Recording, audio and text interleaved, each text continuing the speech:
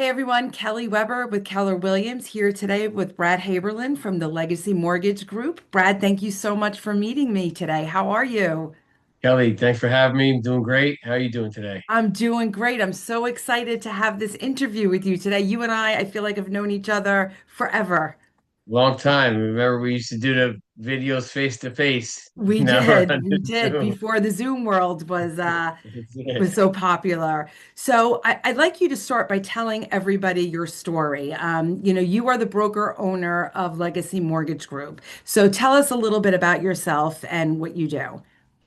Yeah, correct. So I was in the private sector of security and protection and stuff like that for a while. Then I got into law enforcement where I was a corrections officer for about 8 years. I left in about 2014.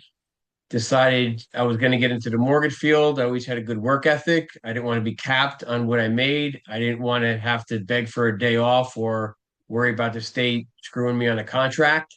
So if I figured sky's the limit and you can make nothing or you can make $1 million a year. So I got into the industry, not really knowing much What about to expect. anything. Right? Well, I came out of corrections and they were like, "Hey, scan this, fax this." I'm like, I don't know what that means. So I was like learning from what's a basis point, what's a P&L. I didn't know any of that, so I was learning from scratch. But it was good. I worked for Movement Mortgage for a second. Wasn't right the right place for me. I went over to Bond Street Mortgage where I did learn a lot, but once you hit a certain level of production, sometimes places aren't the right spot for you. I opened up a net branch of Absolute Home Mortgage during the 2021 refi boom, and then decided the banking side was not the right side for me. So I opened up my own brokerage and started it in 2021. Had some injuries and some other things that handcuffed me, no pun intended. uh, so then I wound up finalizing the company in 2023, and then we started originating in 2024, and we're over 200 million originated loan volume so far as a That company. is amazing. So basically, obviously, you've been in the industry for a little while, but you started your own company in 2023, right? 2023, 2024. Is that what you thought? Yes, you I started in mean, 21, but then finished in 23. Yeah. yeah, that is amazing. So tell us what you offer versus, difference between a broker and a banker. Okay, so it took me a long time to realize this because on the banking side, we were always taught that brokers are bad, you don't have control. And when I was actually at Bond Street, we didn't have our banking license in New York, so we had our broker license, and our turn times for initial underwrites were 12 to 14 days. But when we had a New York deal and we sent it over there on the broker side, it was back in 2 to 3 days. The rates were better, so I was like, Hey. why aren't we doing this with everything? And then, oh no, it's not good. And then you realize that it's because they make a lot more money on the back end. There's no transparency on the banking side because they have their margins from the lenders. They tell you you need to sell at a certain rate to make your comp. But meanwhile, they're making 2, 3 points on the back end with those rates. And you're selling higher rates because of it. And there's also the caveat of overhead. So we were Mhm. always taught to sell direct lender, in-house underwriter, like it was a good thing. And I'm out there pitching that, like, yeah, we're a direct lender. And everybody's like, oh, that's great. But when you realize it, the direct lender side and the in-house underwriting causes overhead. So you're underwriting in-house, you're closing in-house, you have funders, IT departments, huge offices, big systems uses, names on billboards and marketing all over the place. So essentially, and It all I costs always heard, money.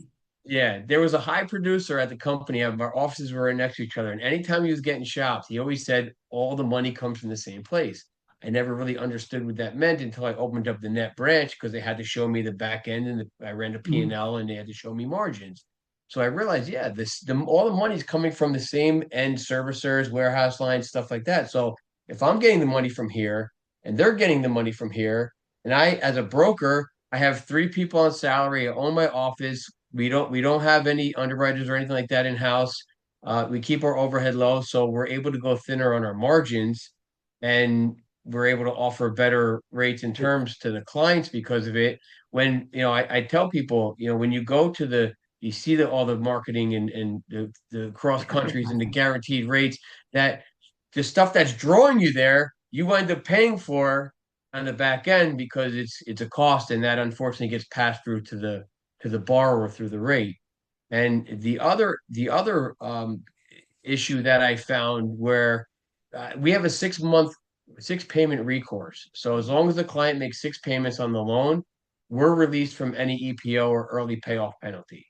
When you go to the banking side, they still have that rule. But if you have a DE underwriter that underwrote that loan and the loan goes bad a year, 2 years from now, and that servicer pulls it and they go through it and they see the underwriter made a mistake, they'll pin it back on the bank. Now these Oh, wow. banks don't service. So now they have to eat a six, seven, $800,000 loan, scratch and dent it, sell it for 10 cents on the dollar on the open market so they can get it off their books. So now what happens when that occurs is they put overlays. So you've heard of DU, right? Yeah. Mhm. Yeah. So we have to run DU for I Fannie Mae. have. Can you just say what that is? Because people watching this may not know. Yeah, so there's DU and LP. So DU is for Fannie and LP is for Freddie Mac. And Mhm. and that has to be run on every file before we can submit the loan to any lender. So that shows that it's approved eligible. It shows if there's an appraisal waiver. It shows, all the specifics about the file. So pretty much what they're going to need to close the loan. So you can pretty much ask the client for everything right there and submit a full package if you want to once you have your findings. Just that's what they're called findings, DU findings, LP findings. So with our lenders, we're on with over 40 banks and lenders. So with our lenders, that's all they're going to require unless there's, if you're under 580 credit score or stuff like that, they may have overlays. But if it's a regular standard deal, they're not going to have any overlays. So what happens is when a bank has a buyback like that, an overlay is extra conditions on top of what Fannie and Freddie call for on your findings. So they're like, yeah, we only need that, but we want this, this, and this to further insulate ourselves from buybacks because we had an issue in this situation. So what happens is you wind up over conditioning and it's a bad client experience. And when I first started out in the industry, I'll never forget it. I actually had this guy yelling at me, and I'm new, right? So he's like, and I'm thinking underwriter is the law, right? So I'm like, underwriter is underwriter. But when you get into it, underwriters make mistakes too, a lot. Yeah. So, if you know your guidelines, then you can know and you can go back to the underwriter and say, listen, no, this, I see this here. And yeah. So the guy's yelling at me. He's like, you don't need that. You can't close a refrigerator door. He goes to me. I'm like, right. So I'm like, yeah, we do need it. The underwriter said so, but now I realized we didn't really need that stuff. We were calling for it because they To wanted to protect protect. them at the back end, correct? Yeah, yeah, Yeah. Oh my gosh, that is so funny. So obviously it's better to deal with a broker than it is a banker. absolutely, Yeah. 100%. Yeah. Now that I know it more, yeah, Yeah. absolutely. So, hey, listen, you live and you learn. And I mean, let's talk about how successful you are in, I want to say the short time you've been opened, but I mean, you have how many people working with you now? Our team's up to 12 now. Everybody, including all of our processing and operational staff, are all licensed mortgage loan originators as well. So they can process, they can do operations, they can handle the back end, and they can also have the benefit of accelerating their salary and originating files as well. It's amazing. That's Yeah, amazing. my And daughter actually, yeah. go ahead, your daughter. Yeah, my daughter actually just joined the team last year, and when I named the company Legacy Mortgage Group, I said it was the legacy for our clients and their families, and now it turns out my family is coming to work for me, and she's 29, so she's doing well, very well right now, so she has the opportunity to take it over later if she wants. That's So amazing. it's a kind of That's whole different amazing. meeting. Yeah. Oh, absolutely. Well, that's wonderful. So your daughter is not in New Jersey, correct? She's in Florida. My Okay. son-in-law's in the Air Force, so they just got restationed down to Hobart Air Force Base. So They're down there, and it's actually good because we were actually the number one VA lender in the state last year.